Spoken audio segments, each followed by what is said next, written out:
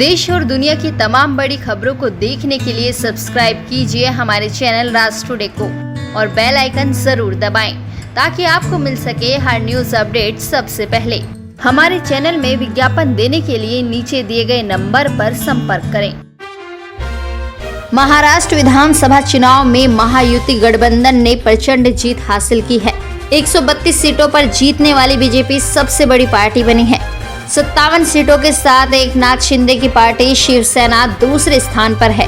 अजित पवार ने अपने चाचा शरद पवार की पार्टी से 4 गुना विधायकों को जिताने में कामयाबी हासिल की।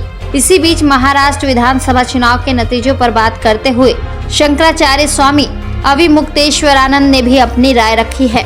उन्होंने कहा कि चुनावी पंडित कुछ दिन पहले तक कह रहे थे कि महाराष्ट्र में वर्तमान सरकार की स्थिति खराब होगी।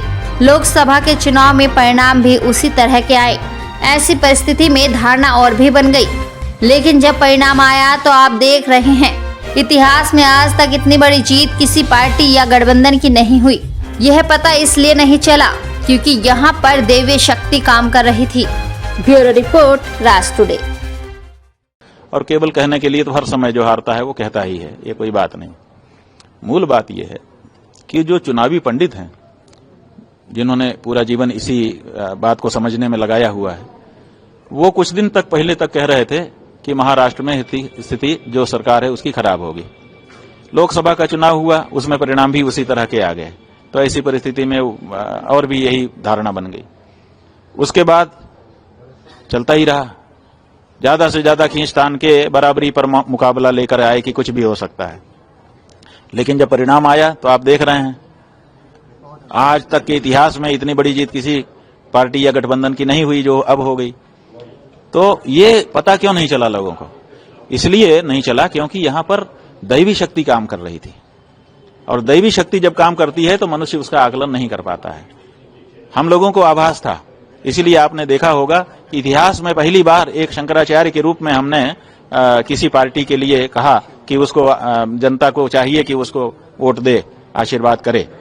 ये क्यों कहा?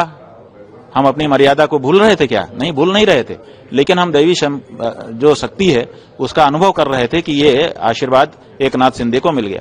इसका मतलब है कि बाला साहेब का जो विचार था हिंदुत्व के पक्ष में, वो आज भी जीवित है। हाँ, उसका नेतृत्व अब उनके बेटे नहीं कर रहे हैं बल्कि उनके शिष्य कर रहे हैं।